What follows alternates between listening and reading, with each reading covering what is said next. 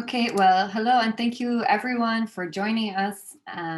We're here today to discuss cybersecurity together with Hub Security's very own VP of Solution Engineering, Noam Joel, along with a number of security experts, including Merritt Baer, Samrah Kazmi, Fabrizio Di Carlo, and Dr. Wendy NG. And one more person, which I think I might have left out, and Victoria van Roosmalen. So we'll start our webinar with a brief introduction from Noam, and he will give a brief introduction on today's discussion topic, and then our panelists will each get a chance to briefly introduce themselves. Afterwards, we'll get into a bit of a deeper discussion on everything related to security, including its ongoing threats and solutions. And as usual, we'll leave about 30 minutes towards the end of our discussion for a short Q&A. So if you have any questions throughout the discussion, just drop them in the Q&A section below and we will get to them at the end later on. Now, we have an impressive lineup of panelists tonight, and I'm excited to have them introduce themselves to you. But first, we'll begin with a few words from Noam before we hand off the mic for introductions. Noam Chor, the stage is yours. Perfect. Thanks a lot, Sterny. And hello, everyone. Thank you for being here. Thank you for being engaged in the chat. I see there's already a lot of intros and questions, so that's perfect. My name is Noam Dror. I run solution engineering at Hub Security. Hub Security is a confidential computing technology company. And today we're going to talk about Zero Trust. It's been a hot topic for a while. A lot of people think about it different ways and in different things. The industry is using the term in different ways. So I hope that today's session is going to help us and the industry in general have a better understanding and leverage the concept in a more of a unified way. A little bit of history about Zero Trust. It goes all the way back to 2004. The Jericho Forum talked about deparameterization, which tells us that it really begins around networks.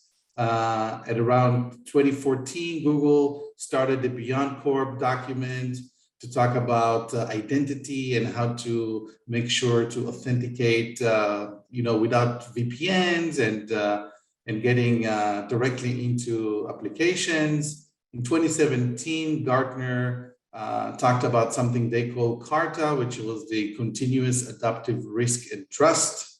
And right after that, Forrester released in 2018 what they call the Zero Trust Extended Ecosystem Report.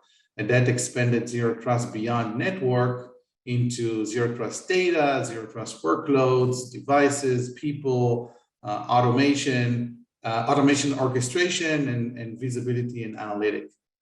So there was a lot of stuff that happened recently. And then recently, NIST released in 2020, special publication 800-207, and they talked about Zero Trust. They define Zero Trust as a term for an evolving set of cybersecurity move to defense from static network-based perimeters, focus on users, assets, and resources. So it's all about how do we do not trust just the network or just the location or just the ownership, but we invest more in authentication, authorization for the subject, the user, and the devices before we give any kind of access to applications and data. So that's how they define it. So I'm looking forward to learn from this distinguished panel and discuss this topic about Zero Trust. So let's have a great session. Great, thank you so much, Noam. And we're glad that you could take the time to be with us here today. Now I'd like to just take a few minutes to do a quick introduction round, starting with Dr. Ng. Would you mind giving our audience a bit of background on yourself and your field of expertise? Sure, thank you. So I am OneWeb's Cloud Security Architect Lead and subject matter expert. I actually started my career about over a decade ago with Cisco before moving into security. Before that, that's my commercial career. Before that, I actually started my academic background was actually in medical genetics, and sort of just a bit of crossbreed between sort of academia. I've been sort of quite passionate about sharing knowledge with the community, and I've been sharing blogs and thought leadership material for the past 5 years. Thank you so much. We're really glad that you could be here with us today, Doctor. Let's go on to Samrah Kazmi. Hello, great to be here. Great to be among such a distinguished panel. My name is Samrah Kazmi. I am a risk and security consultant based out of New York. My background has been in highly regulated financial services industry for almost 25 years. I did briefly work at a number of SaaS companies, helping, again, large financial institutions, regulated institutions in their digital transformation efforts. And now I just do that independently for some of the larger global financial institutions, helping them build out. So I'm also a Zero Trust subject matter expert, so helping them build out their Zero Trust roadmaps, their strategy, and any like tactical issues they have around cyber risk. Thank you.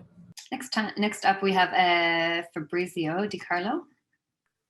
Hello, everyone. I'm Fabrizio Di Carlo. I'm a security architect for the Deutsche Börse Group, the German stock exchange. You can see behind me.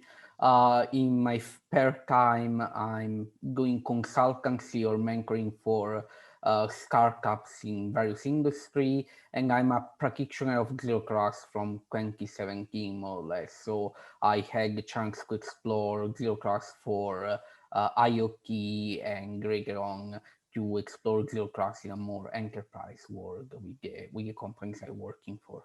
Great, thank you. Very excited for our discussion with you today.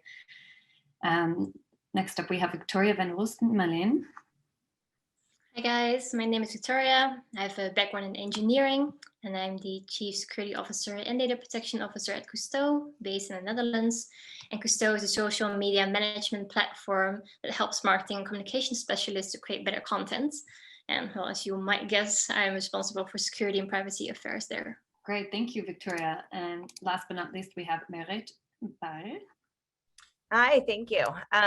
Yes, Merritt, Baer here. I am a principal in the office of the CISO, so the Chief Information Security Officer at AWS, Amazon Web Services, so the cloud. And I work on getting our own security even better as AWS, running on AWS. And then I also do a lot of C-level conversations. So when a customer CISO wants to talk to our CISO, that's often me. So doing, patterns and best practices, and thinking through how we can empathize with and, make the secure thing to do the easiest thing to do. Great, I love that pitch. That's great. A great job description.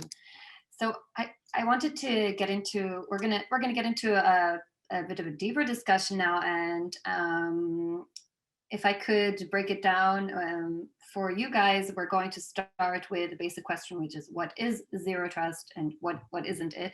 From there, we'll move on to a bit of information on approaches and architecture, which I'd love to get your guys' insights on more, and also some of the adoption challenges that organizations face when looking to start on the Zero Trust journey.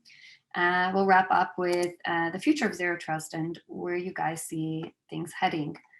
So just to begin our discussion off, I wanted to ask Samrah, maybe you can give us a bit of an introduction of what does Zero Trust mean to you?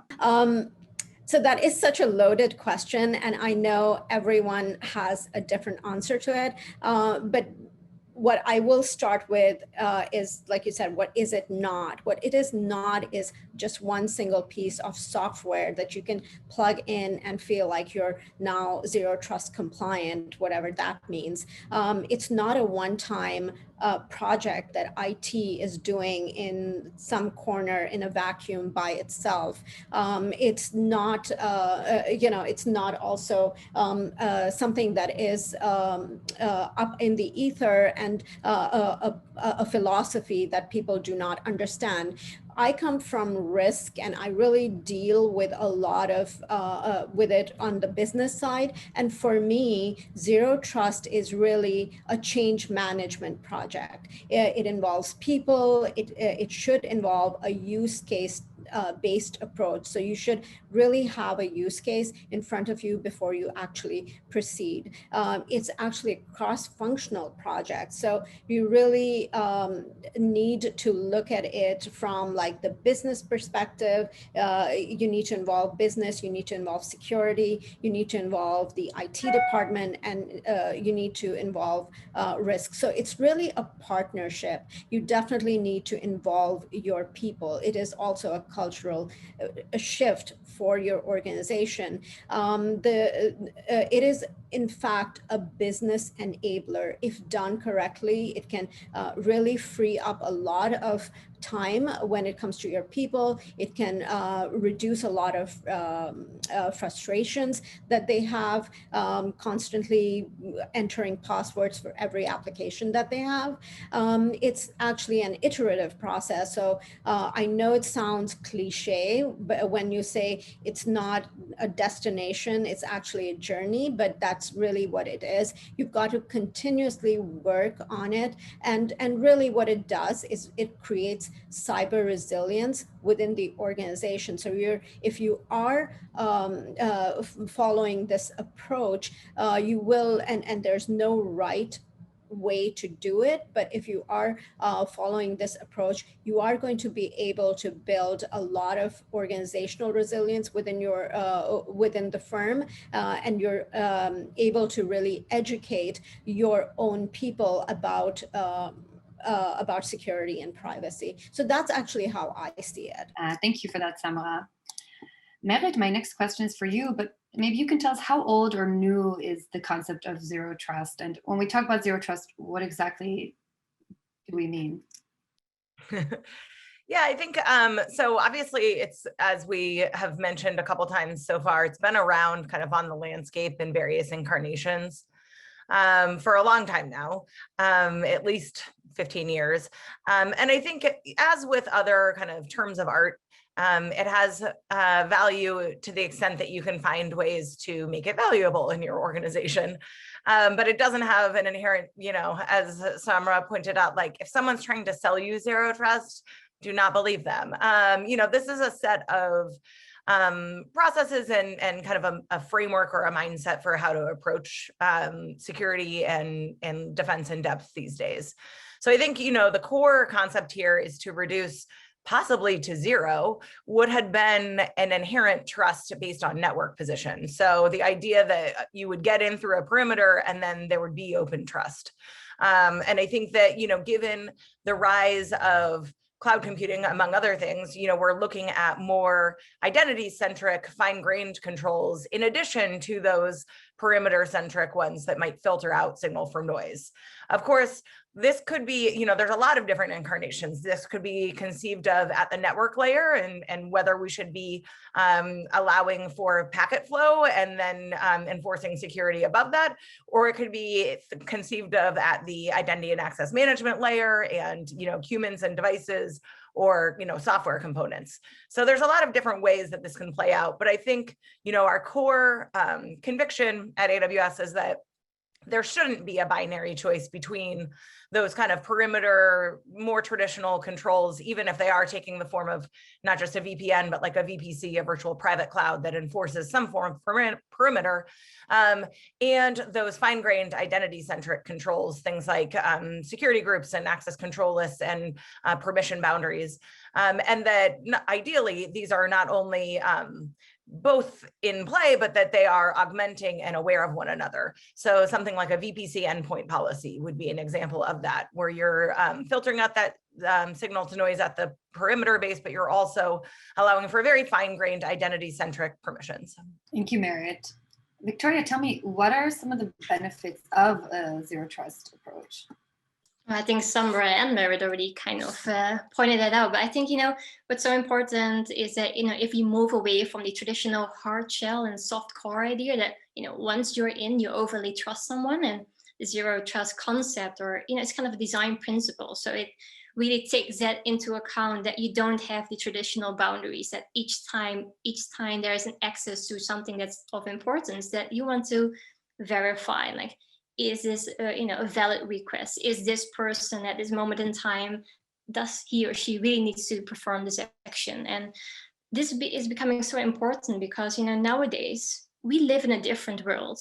We don't have the traditional office wall. We don't have the traditional main company network. We no longer have these static IP addresses. Like, we are everywhere, and we're crossing the different network boundaries. I mean, cloud-like solutions, SaaS solutions, even AWS, where Merritt is from, Google, remote devices, our laptops, our mobile phones.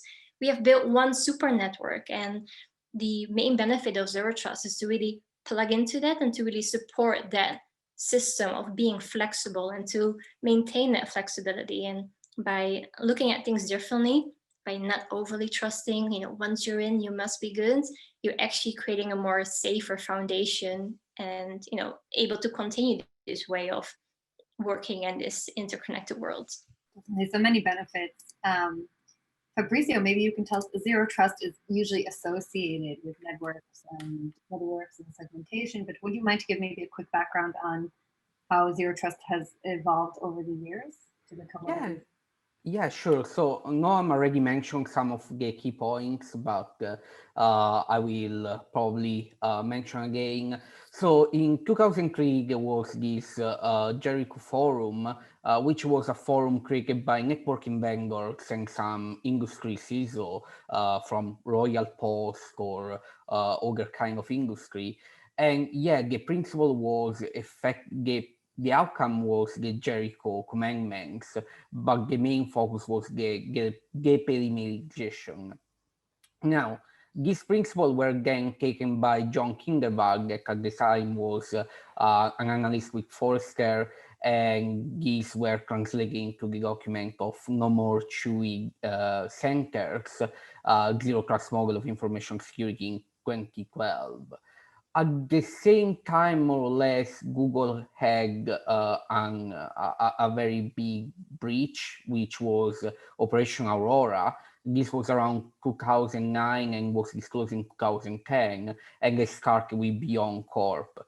So there were several movements in the industry about that, and these were communicated by some publication like the 2017 book by Bart and Gilman, Zero Trust Networks, which was the one that made me passionate about the topic.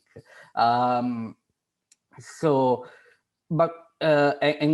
they were merely focused on networking. However, we already mentioned that networking is not everything, especially with the cloud and container. So I'm thinking about my typical workload, and therefore the zero trust approach was shifting to networking to more identity focus in order to be a little bit more universal. So Forrester expanded their model with the Zero Trust Extended. I tend to talk about Zero Trust Architecture, not Zero Trust networking, and as well as Gartner with Carta, or Microsoft with their approach about Zero Trust. So effectively, identity, either of the device or the or identity for the user, is actually the key component of a Zero Trust architecture. But we will explore the topic in further question, I'm pretty sure. So I will not spoil the various questions for now. Great, thanks, Fabrizio.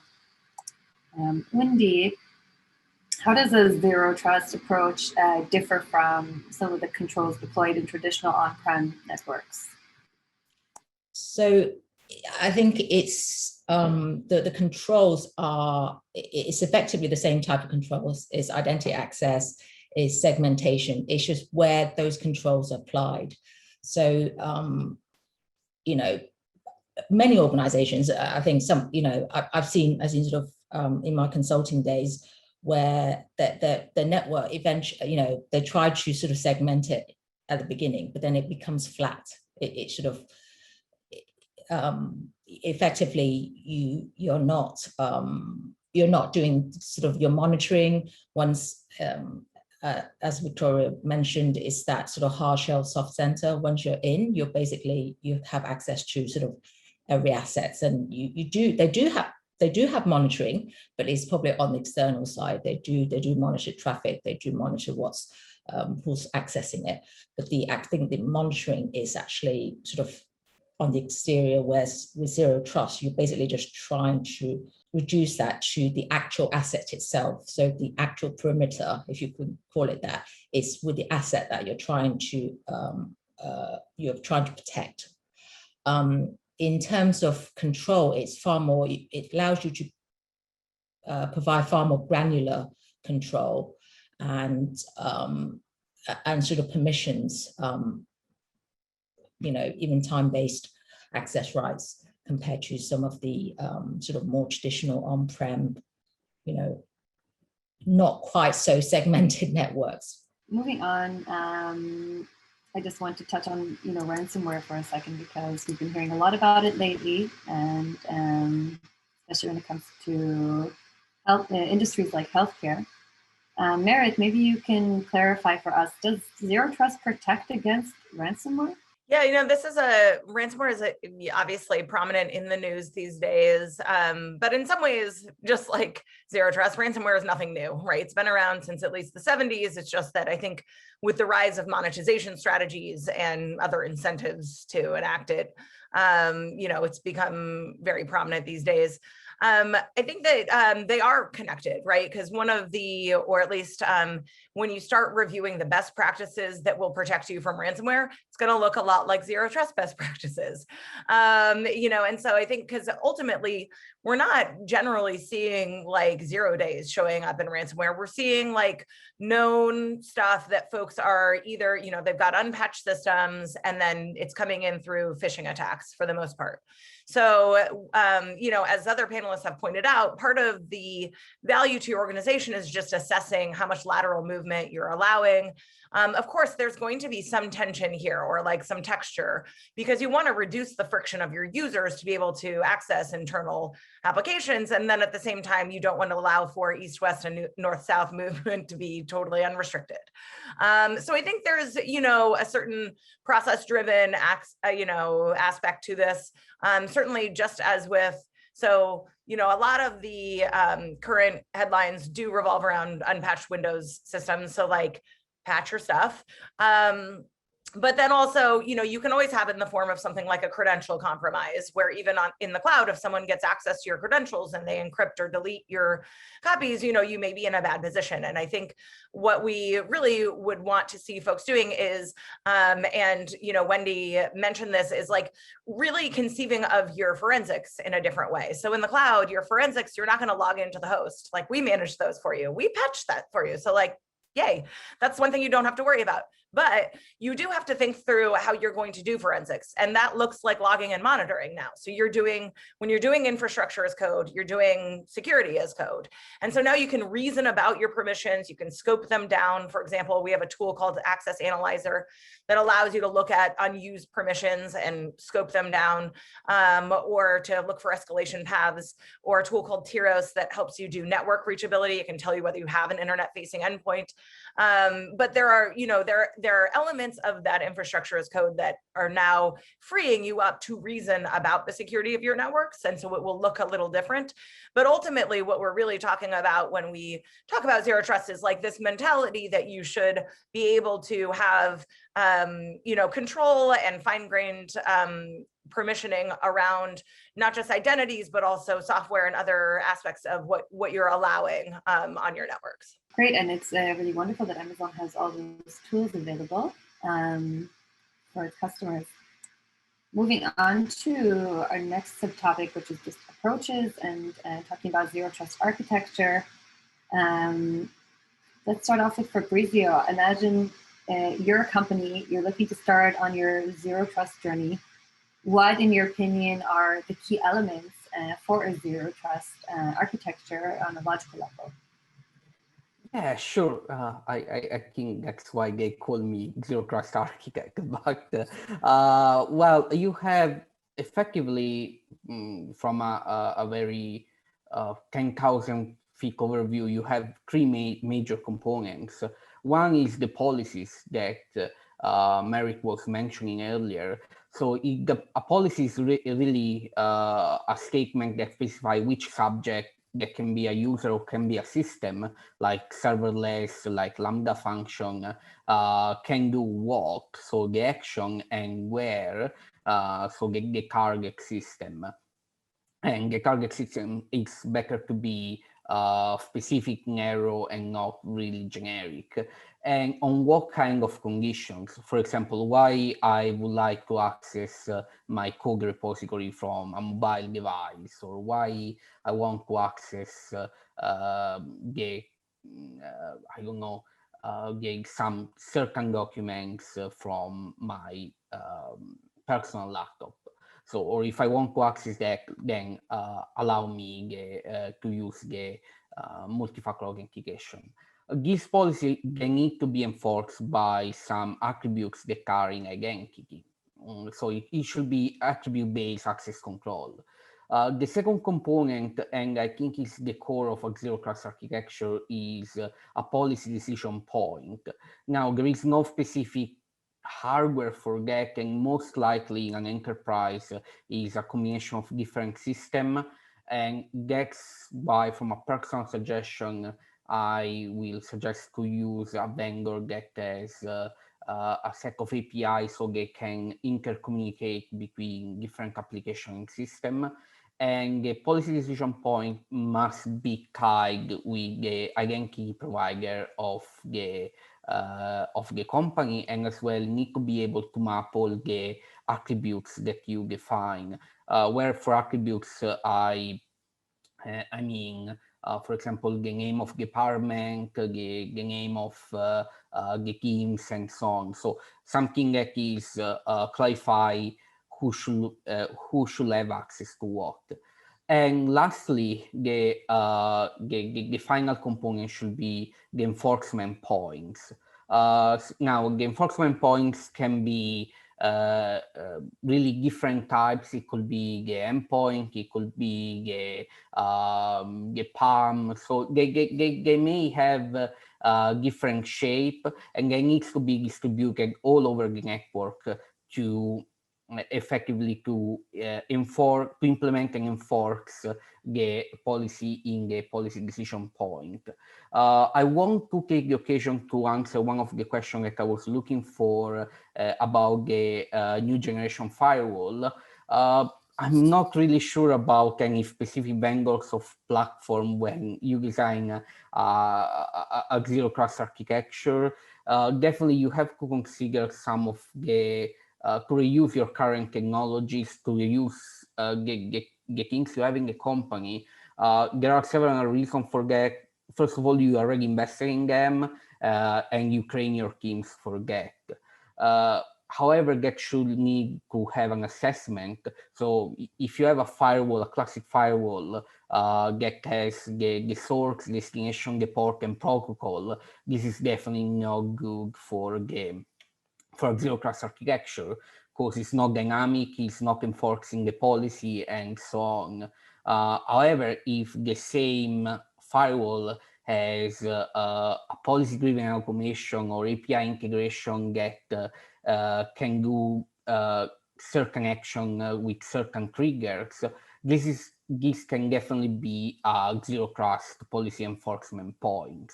So there are several ways to implement a zero-trust architecture, and the best way to start is definitely to assess the current technology you have and to see what you can reuse and orchestrate in order to implement that. Noam, over to you.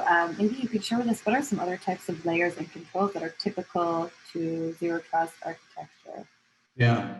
So first, I agree with Fabrizio. Authorization is key.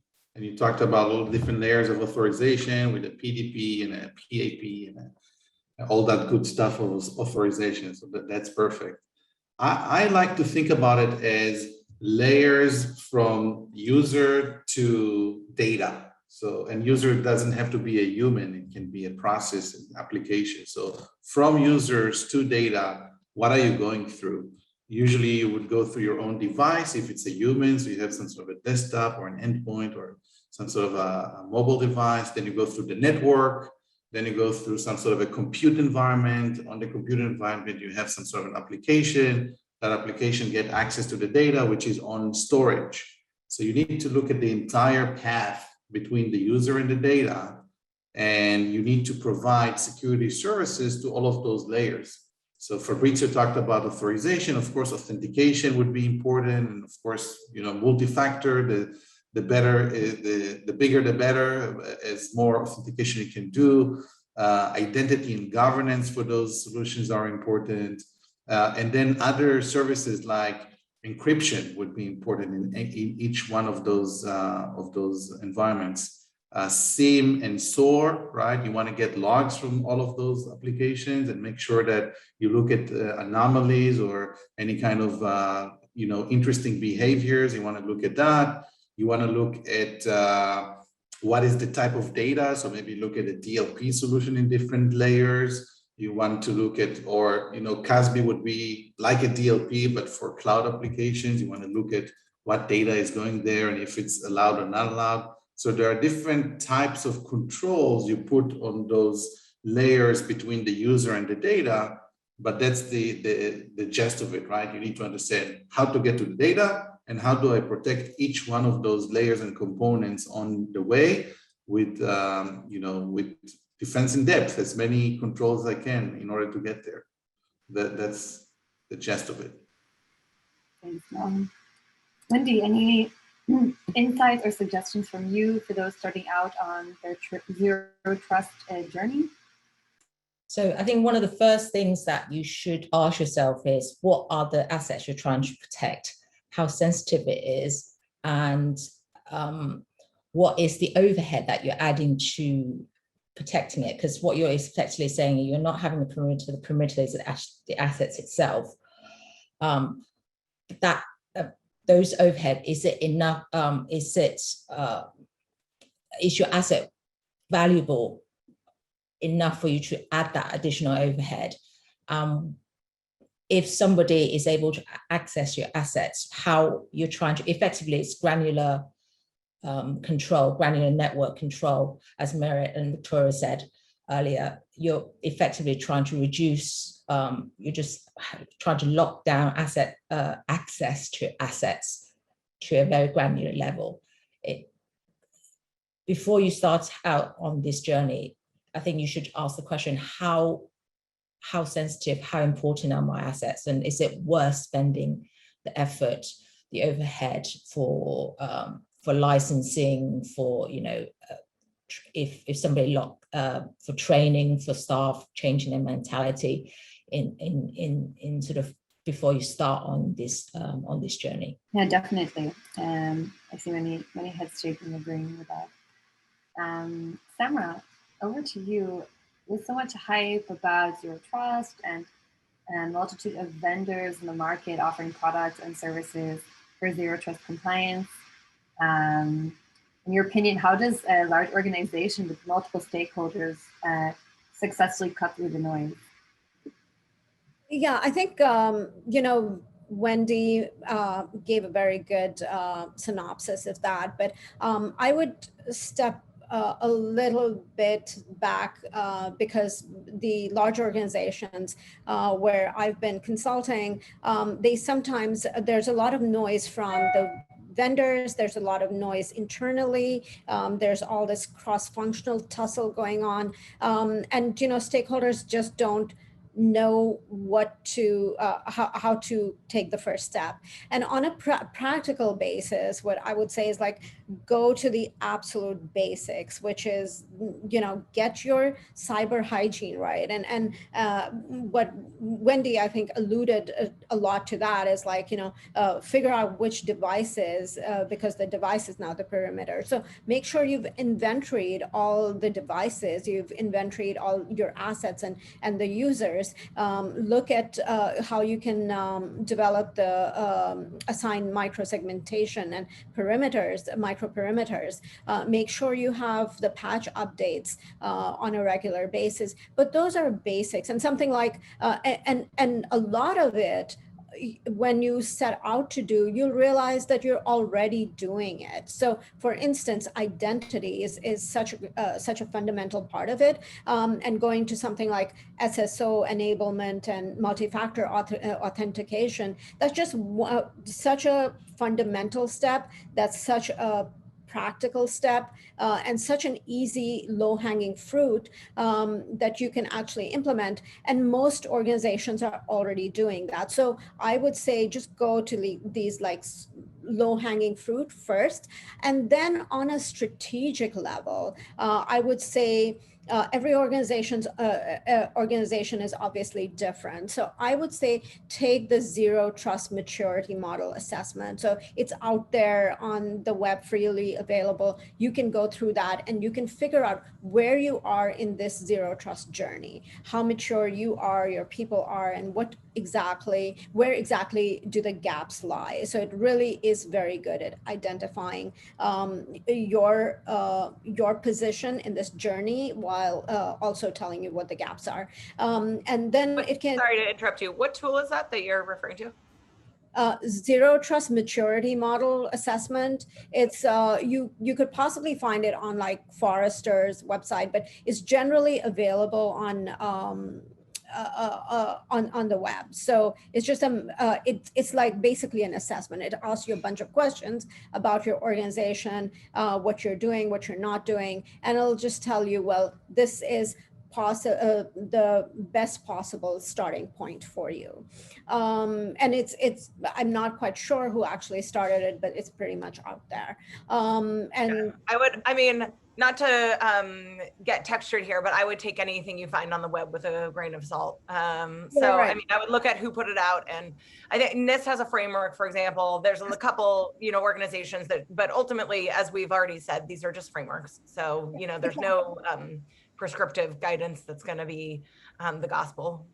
Absolutely, absolutely. So this is all to inform where you should be. It's not, once again, nothing is set in stone. Every organization is different.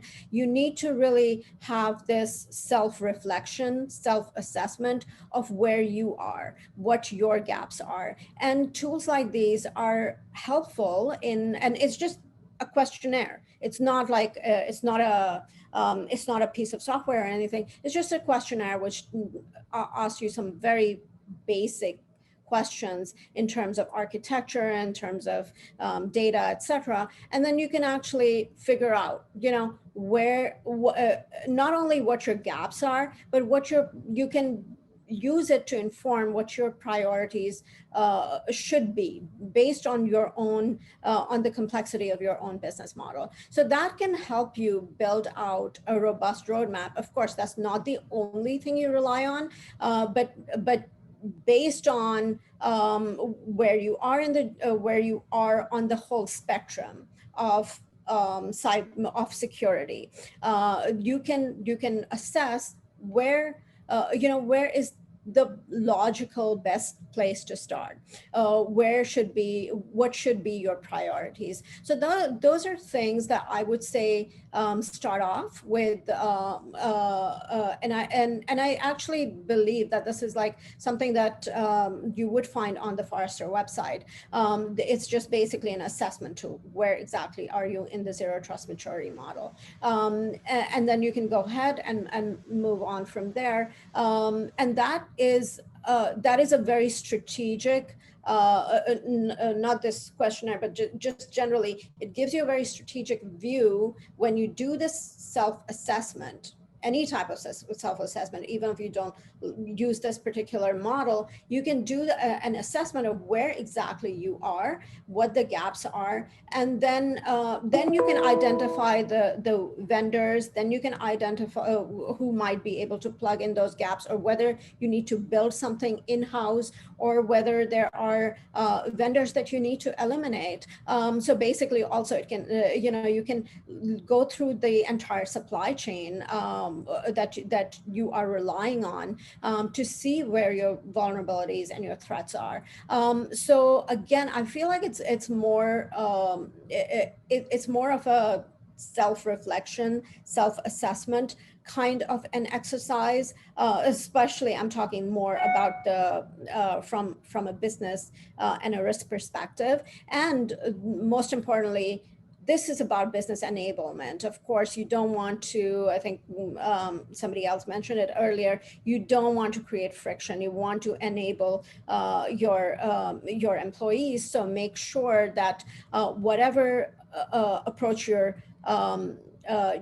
pursuing is not going to cause any frustration, but also if you have use cases in front of you based on which inform the direction, that can also be helpful. So having the strategic view, and then within that having some tactical opportunities can be very helpful in building out your roadmap.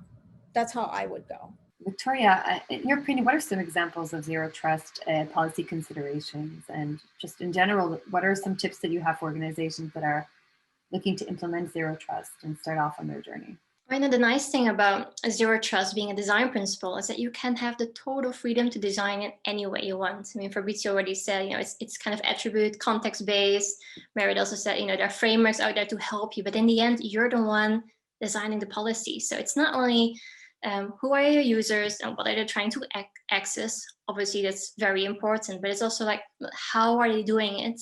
And in what way are they doing it? So once you know kind of the context of, when does someone and how does someone access, a certain asset? And again, it doesn't need to be a human accessing a machine. It can be from machine to machine. You can design the conditions which are required to have that access, and also design how you want to respond to the outcome of those conditions. So are you like the right user to access the asset? Do you have the right privileges, or was it preceded by like a high amount of failed login attempts, which you already give an idea like, is this like a valid request? And are you accessing the access from, from the right device on the right circumstances? Meaning, like, do you have a trusted, healthy device? Do you have the latest updates? Do you have a firewall and antivirus enabled from where you're trying to access something? Or are you behind the Tor browser, seized by ransomware using a jailbroken device? And or does your IP address, matches a known malicious botnet IP address? And shouldn't you be sleeping around this time when you're trying to access this? You can go as crazy as you want to. You just have to meet the criteria that makes sense for you, for your organization, for your company, that a certain person in a certain role in a certain time from a certain destination is trying to access the assets, and also what the actions are. Is someone trying to delete something? Are they trying to exfiltrate or download something? And you can respond differently to deny the access, to only provide read-only access, not be able to download or forward the whatever information you're trying to attempt. It's all up to you. And the biggest tip that I can give, to if you want to implement the strategy, is to start out small. I think Samrah already mentioned it, like start from a small part where you feel comfortable in testing it out, because you don't want to do this with your most crucial assets in the first place. If something goes wrong, a lot of people or assets might be affected. Just so start out small, play around a little, and see where it takes you. Great, that's great advice. And a final question for this subtopic is for Fabrizio, and I wanted to get your input on this, or your take on this, because you're coming from the. I think we lost him. Oh, we lost Fabrizio? Yeah, I'm sure he will join back, but maybe go to the next person. All right, so we will go on to the next topic, which is adoption challenges when it comes to zero trust. And so maybe Merritt, I can ask you, if we know what zero trust is and we know how effective it can be, why isn't it being done everywhere? I mean, so first of all, as we've already pointed out, one, it's not like a one-stop solution. It's a process. So you're going to try to do appropriate controls throughout your pipeline to production, throughout your stack, throughout your users and resources. And so that is a much more process driven than like end state driven goal. So I think just as with most other things in security, what we're really talking about is allowing folks to make intelligent decisions around sort of like the healthy amount of friction that we're going to introduce. And so that's not something that's going to be done in a day. You're going to put in some policies, and when developers bump up against them, they're going to get frustrated, and then they come to you as the security team, and you parse whether or not they were applied in a way that you think is putting the right kind of constraints on. And it's going to be an iterative process. But the other thing is, I think ZeroTrust is also a sort of core building block of understanding how things look different in a logical constraint world instead of just a physical one. So rather than worrying about the rogue server under someone's desk, or frankly, I mean, like even this device, like my computer could die tomorrow and I wouldn't care, right? Because we're really talking about ephemeral assets and architectures. And, part of this is inherent to the cloud. So for example, in cloud, everything is an API call, right? All of those APIs go over the open internet. They're just protected by TLS and authenticated with SigV4. Like we have this inherent belief that math works. And so I think that it then changes your approach for how you're going to implement your perimeters and your other controls. There are some elements that are logical and that then require you to understand how that works. So, your web server gets popped and you kill it and spin up a new one. You haven't solved your problem. The thing about ephemeral architectures is that you actually need to get back to a known good state or adjust your, templatizing, whether it's a CloudFormation template or a Terraform from HashiCorp or whatever. But just getting used to having the mix of immutable and ephemeral architectures. And by immutable, I mean the fact that you can come back to a known good state because you can use templatizing, you can use, roles and permissions that are replicable. And then also ephemeral in the sense that you can kill it and, spin up, spin down, kill an architecture, come back to it, and I think that then changes how we do security. So for example, there's a function in Aurora where you can clone the database. Well, folks who are concerned about database drift, like, you could just be constantly pinging to see when data is altered. But again, it comes back to this logging and monitoring. That's a canary, really. It just doesn't look like canaries as a service like people are expecting to see if they were used to security 15 years ago. So thinking about how logical controls and the ability to visualize and then automate around configuration drift is really core to the way that you'll implement. Great, thank you so much for that. Fabrizio, I missed a question that I had for you. So I'm going to circle back to it just for a quick second. Since you're coming from the financial service industry, which is known to have several legacy technologies and systems still lying around somewhere covered in cobwebs, what do you think is the right approach to deal with legacy while trying to implement a zero trust approach? Yeah, first of all, apologies for being offline. My connection crashed. I don't know why. This is a very good question. I don't see this issue only for legacy systems, but also for systems that for various reasons cannot be cached. Imagine like high-speed, low latency networks or some medical devices. These are basically cases where you cannot catch that. My approach would be this one. So first of all is identifying these legacy or special systems.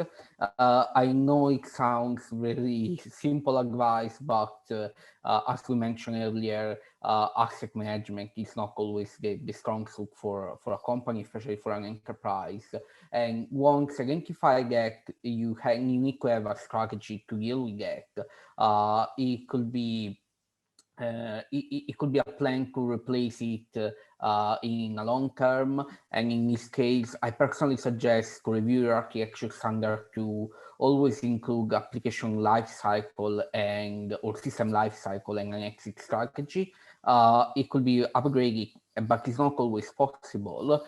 And specifically to a zero trust is putting an isolated network, isolate when there is a network using network segmentation, put an identity-aware firewall, or encapsulate the insecure protocols, or in very extreme case, use a Gaga diode that is basically interrupting a connection, and you can connect the device only when it's needed. I personally had a case where we had to put, we were not able to touch one of the system, and the system was really old, and what the solution was just put a €200 firewall in front of it, isolate from the network, and have a very strict access control policy. So in some cases, you have to be pragmatic, and these are the only solution you can have if you cannot replace or upgrade the component. Thank you, Fabrizio. Switching gears back to adoption challenges, Wendy, as organizations are moving forward within their zero trust journey, what are some of the major obstacles and challenges that they can expect to face and should take into consideration when starting out? So I think one of the things about zero trust is you effectively, whether the asset or resource, you're effectively wrapping your perimeter, if you have, as it were, around the asset. So, historically, you might have, instead of have that wrapper or, have authentication at the asset, you might have it, in a zone, for lack of a better word, and you don't actually have access to the actual asset itself. So I think it's the additional overhead that you have to, of sort of the more granular control that you have to implement for your organization. I think with zero trust, there is a emphasis on multi-factor authentication. So on that side, it is a bit of a change in user behavior. If somebody who's used to just, connecting onto their VPN, all of a sudden have to, if they need to access a document, they need to re-authenticate with, through with multi-factor authentication methods, then it's a change in behavior that's that can require some adjustment. Yeah, I think that's a really great tip. Samrah, in your experience, what are some of the most common challenges that organizations face when implementing zero trust? Yeah, I think, coming from the business side, when you're actually trying to talk to executives or stakeholders, first of all, there are, usually what I see is that there are individuals within an organization who are champions of zero trust. They want to go around and get some kind of sponsor who will allow them to at least test it out in some small portfolio or some part of the business or the bank. However, what happens invariably, which is why it takes a little bit longer, is there's always, besides the stakeholder management part of it, there's always this question as to who owns this project. Who owns zero trust? Is it the CIO or CIO's office? Is this the CISO's office? Is this the CTO or the risk or somebody else, the chief data officer? So it's so difficult to actually pinpoint who is the owner within these large organizations, and there is no right way to do it. Like I said, it is in many cases a cross-functional project, so it can be owned by multiple functions. But this is the first major challenge that these champions would face when they're trying to like actually pitch the concept or the principles, the guiding principles of zero trust to the sponsors. The other part, you know, large organizations, is stakeholder management. Again, it's like a a cross-functional project, but also the business needs to be involved. It's also a change management project. So the people need to be involved, your employees need to be involved. And one of the things that has happened, not so much here in the US, but like in other parts of the world, like Asia, when you use the term zero trust, a lot culturally, people take offense to it as though you are not trusting your employees. So there is this other mindset shift that needs to happen, that it's not about not trusting your employees, it's just making it a more resilient environment. And the other part is like right now there aren't enough zero trust pioneers. Of course, we have Google, but if they had resources, they did this from the ground up in-house. Right now, it's not really a viable sort of example for many of the institutions out there. And of course, there's no end state. So it's sometimes difficult to justify, like, where does this end? Where does the budget start and stop? And of course, difficult to manage the return of, to measure the return of investment. So all of those things, and legacy technology, obviously, but all of these things are the challenges that can, I've been speaking to one of the larger financial institutions in Europe, and they've been stuck on this for like 2 years because they can't get over these basic hurdles, and it has nothing to do with selecting the vendor or the architecture or any of those things. So that's one of the big challenges. Those are some of the big challenges I've seen. Thank you, Samrah. We have just a few more questions, and then we're going to move into Q&A. So just a reminder to our audience, if you have any questions, we have a panel full of experts here. Feel free to ask away. So we're going to get to the Q&A shortly, but before we do, I just wanted to ask a few final questions. One for Fabrizio, since your master's thesis was focused on zero trust for IoT devices, is there any advice to companies managing devices such as, VoIP phones or IP cameras that you can give? Well, what a great question, and also thanks for the nice memories. Well, I will generally say that I'm expecting some of these devices to be isolated in a hardware network, or could be assigned to a private VLAN to isolate their traffic. These are definitely good practice, were advised also by FBI and few other government agency. However, that cannot always be applied and cannot mitigate all type of attacks. At this point in time, it's definitely is a growing field, and it's definitely some field to explore if you want to have an academic research. I actually this was the reason of my thesis.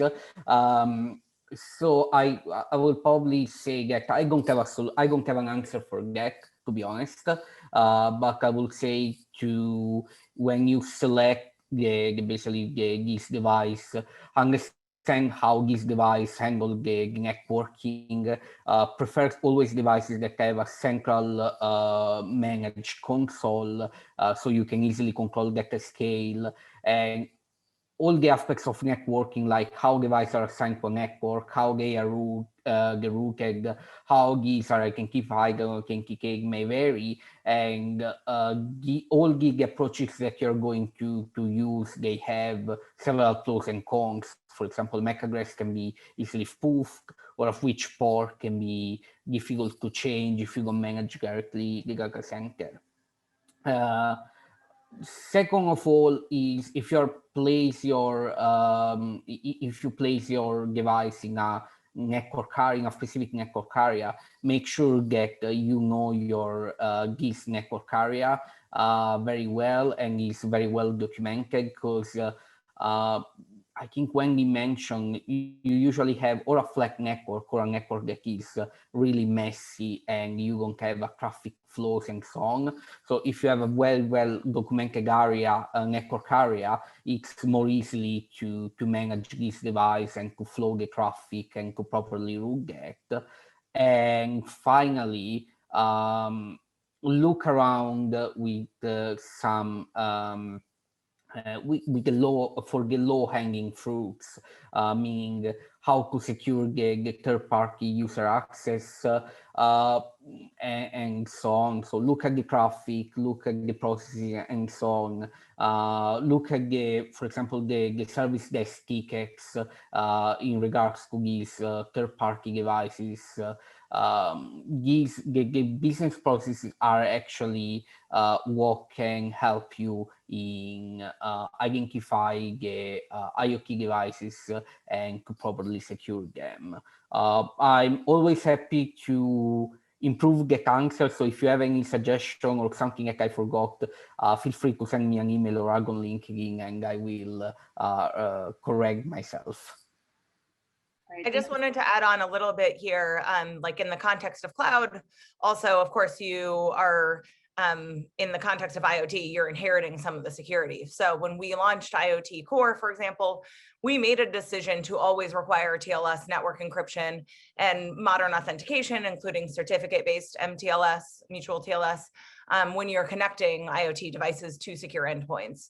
And then we added TLS support to FreeRTOS, which is an open source IoT capability, and with IoT Greengrass, using remote gateway that relied on local network presence and able to run Lambda functions to validate security and provide a secure proxy to the cloud. So I guess these are just examples of ways that I think we're going to see increasing differentiation in the ways that providers can also allow folks to deploy IoT in a more concerted or like coherent way, and are then able to embed security into the ways that they are processed. I would like to ask a final question before we move on to Q&A. This is kind of open-ended, so feel free to chime in, whoever would like to respond. But what is the future of Zero Trust, and how do you see Zero Trust adoption evolving over the next few years? Maybe I have a very simple one. I think the future of Zero Trust is like the future of TV. What do I mean? Remember when the old days we had those big black and white TVs, and then we had smaller and smaller pixels? That's the same thing that would happen with Zero Trust. So if we went to protect a big network to micro-segmentation, and so we're going to get smaller and smaller chunks of stuff that we need to protect. So if we have, I don't know, a micro-segment today, maybe tomorrow we're going to protect actual resource on a computing environment. So an application will run on a dedicated computer environment that will not be shared with others, and it will have its own kind of security services. So it will just be smaller and smaller pieces that we'll need to protect. So it will really be Zero Trust, because there's only one thing that runs on one platform or one kind of network. It will be a singular thing. That's my prediction. I'll run a little texture here again. I think it's interesting when folks disagree. So I don't fundamentally disagree, but I do think that most folks who have dealt with fine-grained permissions, whether it's users and roles and assets and attributes, know how hard it is to parse those. So I think we'll increasingly, if we're going to do that kind of level of fine-grained, we'll rely on computers more and more to reason about those. And I think that, that will ultimately, like, in order to scale, we're going to need to also find ways to do it in larger chunks. I mean, like, so that we aren't just pixelating everything. That being said, I think that moving to cloud means you get some of this taken off your plate. So like, as you go up, like I was saying, patching can be something that you don't have to worry about anymore. But there are elements of, I think, the ways that we are moving into the delegation of duties that will be increasingly textured. Ultimately, you know, the way that the technologies manifest change it, or like the way you do it, implement it on the ground, changes over time. But those security North Stars are generally consistent. And so those objectives, I think, stay true. We want to reduce human access, hopefully almost down to zero. We want to, you know, free up innovation pipelines and constrain them based on, you know, guardrails that allow for perimeters. We want to, you know, like there are certain things that we know to be good. We want to be concerned with availability and the, you know, consistency of services over time. Those kinds of things like will continue to matter, but how we implement them will change, of course, depending on the technologies and how we execute on them. Does anyone, just quickly, does anyone have anything else to add to that? We're gonna move on to Q&A if not, because we have some questions here from some of our audience members. Okay, so now on to my favorite part. I guess we have many questions that have been filing in here, and you know, some of our panelists have been responding to them privately. Some of them have been writing in the chat. So I guess I just start off with the first question I have here from one of our attendees, and it goes like so. The goal of Zero Trust is clear. The challenge that most organizations have is how to implement it in steps to minimize breaking operational systems while increasing security. What recommendations do you have on the incremental steps? Which I think we touched a lot about on tips and different layers of architecture, but maybe someone has something in addition to add to their response. Just to clarify, for the incremental steps, it's let's say it's meant the how to implement a zero trust, or what's the question for probably is not fully clear, at least for me. Okay, so let's move on to the next question. Are there any solutions for Zero Trust that allow for BYOD devices as part of the organizational solution? Zero Trust is a model. There is no specific solution. We actually explore that there is no single vendor, but is a multiple solution orchestrated together. And I really think that bring your own device is part of the company policy, and that they are addressed by a zero trust. Again, there would be probably a policy for bring your own device that say, okay, if you access the system from your mobile or from your tablet, use multi-factor authentication or something like that. But I mean, it's and this is also one of the, let's say, the beauty of Zero Trust, or one of the purpose of Zero Trust is to enable the mobility of the work. Yeah, I think that obviously COVID has proven that, you know, folks can work remotely, maybe more than they ever expected. But I think, you know, there's nothing at the lowercase p policy level that prevents folks from implementing a BYOD policy. I think that, you know, that's up to the organization, as Fabrizio mentioned. I think, obviously, if you're working in something like a SCIF, I'm thinking of like US, you know, I came from US government work. You know, like if you're in a literal controlled environment, then you wouldn't be able to, but most business enterprises enforce logical controls in addition to physical controls. And so there's no reason why you couldn't have a, you know, BYOD policy. I think organizations make up their own posture. You know, we have a very permissive policy for our devices, for example, at Amazon.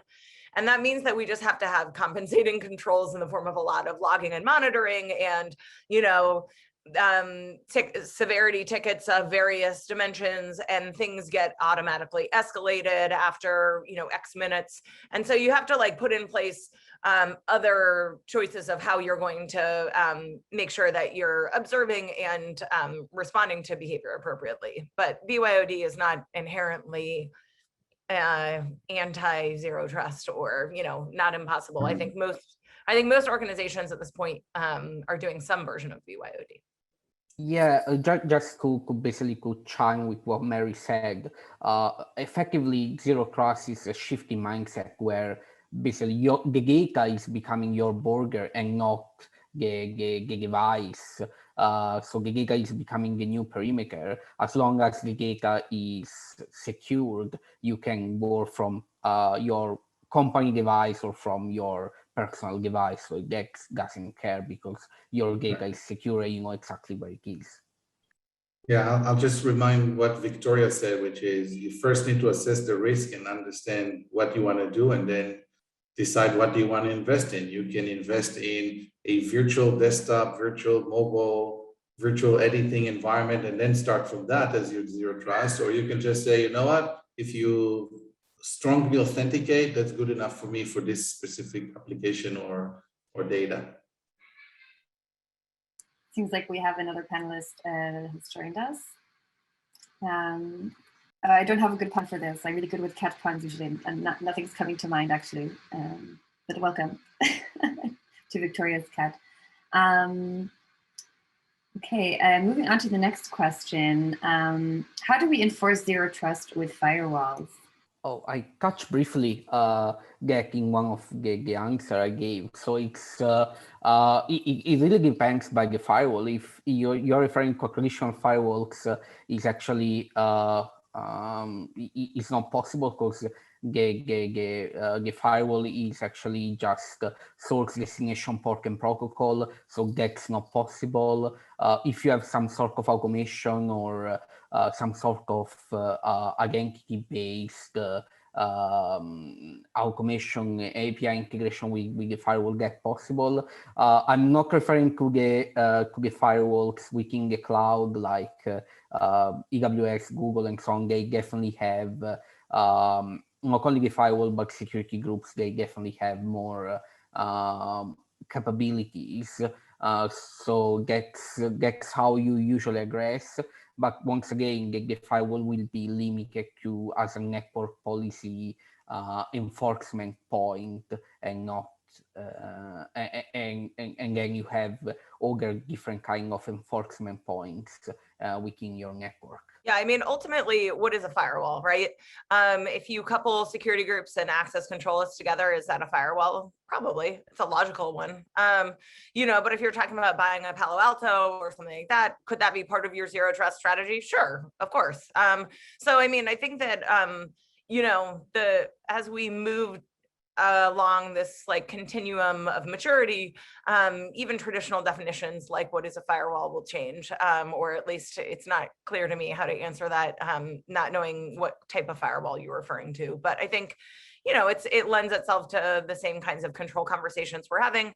And frankly, you know, we could back up a little bit and just say, like, if you just having asset visibility and knowing like an inventory and having it you know, tagged or whatever, you know, having it have metadata or classification according to sensitivity, you would be ahead of the game. You know, most folks think that they have that, and then you dig in and there's stuff they didn't realize was there, or their access paths they didn't realize existed. So some of the stuff that sounds elemental is also still worth doing. And especially as folks are in mixed environments and whatever you want to call it, you know, multi-cloud, hybrid, on-prem, mixed data centers, mixed types of things, you know, like getting your arms around a coherent, cohesive strategy for how to put those kinds of controls in place is much more textured than just like slap a firewall on it, whatever that might mean. Yeah, I totally agree with what Merritt kind of says. You know, you can use the firewall. That's not a problem at all. But it's really like, why do you want to use the firewall? What are you protecting? That's still the fundamental thing that you want to design. How do you want to segment all the assets that you want to protect? There's nothing stopping you from using it. There's nothing really obligating you to use it, because it's still a principle how you want to protect it. So you have the total freedom to do so how you want it. There is no right or wrong, and that's the most important foundation. Like, it's not really about the controls. It's about how do you want to use them to manage your risks. And I might just follow on, jump in there and just say, I think I understand the sort of concept, but maybe zero trust as a name is not necessarily the, you know, always that helpful in terms of you are basically you're looking at your assets, you're taking your risk, looking at the risk, you're looking at what your business is trying to do, and you're trying to provide a framework so that you're not providing too much friction, so that your business is going to complain. You're not going to, add so much overhead that, your CFO is going to come and knock on your door and say, what are you doing? So I think it's, it's a continuum. Definitely. Okay. Samrah, did you have something to add to that, or? No, I think it's been covered pretty well, so I'm not going to say anything more. Okay, great. Next question I have here is from an audience member. They asked me, has there been any analysis of mean time between failures, MTBF, associated with adding additional controls to the hybrid or remote environment? Does this question make sense to? Is it clear? Should I? I think that person thinks that zero trust means way more security in the concept, and therefore they want to ask, how long does it take to get access to the data? But it's not necessarily meaning more controls, right? It's just meaning that you need to look at authentication authorization through the way to the data. So sometimes it might even reduce the amount of time that it takes you to get to the data. Sometimes so I'm not sure that the question can be answered. So it's really around what is the new plan to implement zero trust for a specific environment, and what does it replace? It might take a little bit longer and add more controls. It might be even simpler and take less controls. Yeah, I think to expand on that a little bit, right? I mean, like this notebook is zero trust, right? But it doesn't do anything. Nothing comes in or out. So ultimately what you want to be doing is making some judgment calls around how protective you want to be. And these might be, to Noam's point, like very prescriptive. Like you could just put a protective control on something that only this one user in this one role can access it. It might be very simple and tight. It doesn't have to always be layered the way we're talking about. But I think because the world is textured and because we want to, as you go down from sort of the funnel of the like very tightly controlled crown jewels down to, just daily access and the need to get stuff done, then you don't zero trust does not mean that you put every available control on every available asset, because you just won't get enough done. You'll be the team of no as a security shop, and your folks won't get anything done. And if you're not a business enabler, then what are you doing? So I think that ultimately, hopefully what we're doing is actually kind of refining the approach, being thoughtful about the level of, friction that we want to put on, both from an access control sense and from a, lateral movement sense and from a software root of trust sense, and all these different dimensions. And of course, that is why it's nuanced enough that we're a bunch of experts sitting here still figuring out how best to, guide folks as they navigate these light posts. It's a process. Okay, so I'm going to move on to my final question here, which is a question we have in the chat. Someone from our audience has asked that they've noticed that there are an increased amount of consumer-grade IoT devices like Alexa and Cassetta, smart switches, which are being brought into business spaces. And they're asking, outside of isolation, in terms of networking, if any of you can offer any additional guidance on how to deal with these types of scenarios. I would distinguish whether you're talking about enterprise level or like individual user level, right? If you're an individual user, you don't get to dictate how they've manufactured it. So you want to just put strong MFA on it and maybe limit where you're choosing to use it if you want. I mean, I have an Alexa device in places that I use it to cook with, and listen to music to, and not places that I am consistently naked. You know, that's just a choice in terms of minimizing your own attack surface or like risk profile. But I think that ultimately from an enterprise perspective, you know, as I've mentioned, there are ways that you can embed IoT, and that producers, I think, are increasingly relying on consumer demand for security and privacy being a driver of security in the space. But it is true that like it takes a conscious decision. And I don't think that like the default coming out the door for most IoT device providers has a strong enough emphasis on security. So it's if you are an entity that is consuming at the enterprise level and or producing at the enterprise level, I think you're in a position to do a lot more. And we have room to do that. As I mentioned, you know, we've done this with Greengrass and stuff, that you can embed, you know, whatever we would call it, modernization and, you know, current encryption protocols and all the good stuff that we used to think that small devices were too small for, that you can actually put anywhere now. But I think that as an individual user, you'll just, you know, you have fewer broad strokes available to you, and you'll want to just kind of apply common sense best principles. Sorry, Fabrizio, I think I No problem at all. I think your answer is pretty valid. I have to say, in an enterprise level, you have certain devices that anyway connect to the vendors, for example, for some updates, and that is effectively blocking them will be counterproductive. So exactly what you said, Merritt. So there are some user requests or customer requests, and companies are paying more and more attention. However, when it's not possible to install an endpoint or some solution to monitor the traffic, you have to regulate the traffic through basically an external firewall or to network isolation like VLAN and so on. So there is a lot of room for improvement, and there is a lot of, and things are already improving luckily at the enterprise level, especially if I think about the SCADA devices, not properly IoT, but still relevant for basically the scenario of an enterprise. So things are improving. There is still a lot of room for improvement, but for the time being, network isolation is probably the best way to get kind of for securing that.